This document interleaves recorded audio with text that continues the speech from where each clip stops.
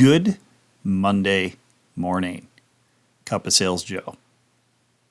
Of course, most of you know this song, released in 1976 on the immensely popular album Rumors, written by guitarist Lindsey Buckingham to work through his breakup with bandmate Stevie Nicks. But today I want to focus on the message that comes in this song. Most of the world operates on their own terms. And what does that mean when it comes to collaborative work or working in a partnership, for instance, with your customers, your clients, coworkers, or partners? Keep in mind that they are operating on their terms and we are operating on ours. Most of you know about personality profiles if you work with people at all. There's controlling, promoting, supportive, and analytical. It's just another version of everyone working on their own terms. I'm sure you've dealt with, if you're a controlling person, for example, a supportive person, and sometimes you have trouble understanding each other. So how do we handle when two parties, you and a customer, you and a coworker or manager, you and anyone else, are operating on their own terms, but you want to forge a partnership, a collaboration? The first step, as they say, is awareness. Being aware of the differing personality types and the different models of seeing the world.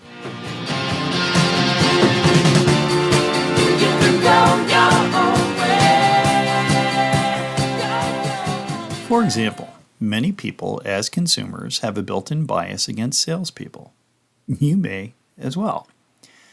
Many people will only share so much information or be so open with a salesperson. Knowing this can flavor how you approach someone who thinks like that. How would you know this?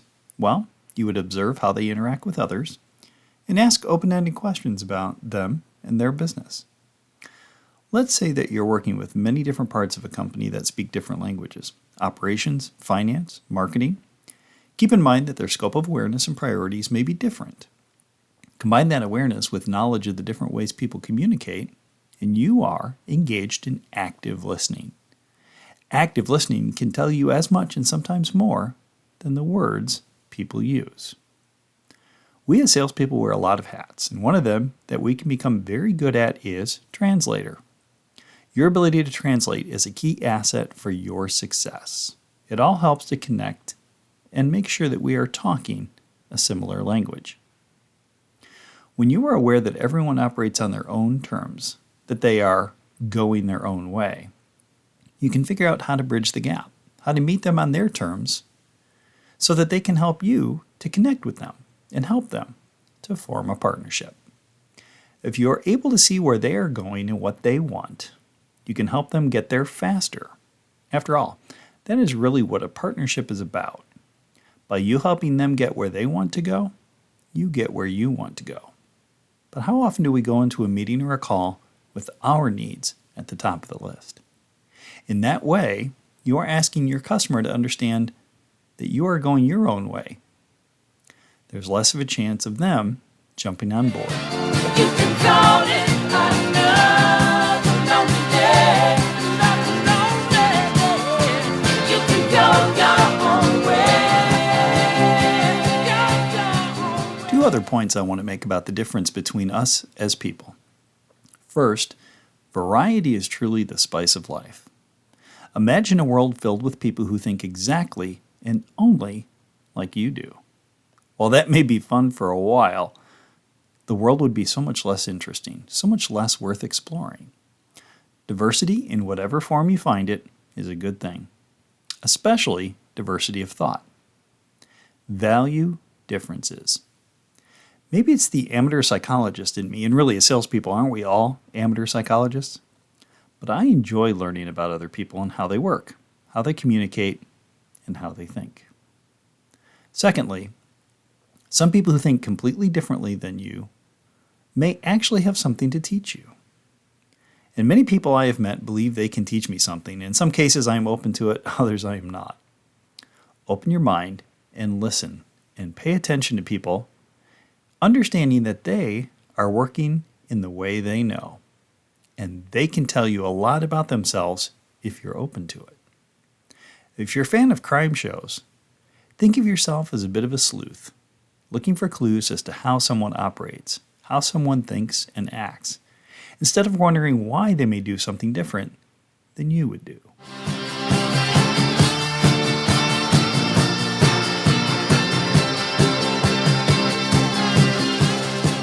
So, the next time you find yourself not seeing eye to eye with someone, take a moment and step into their shoes.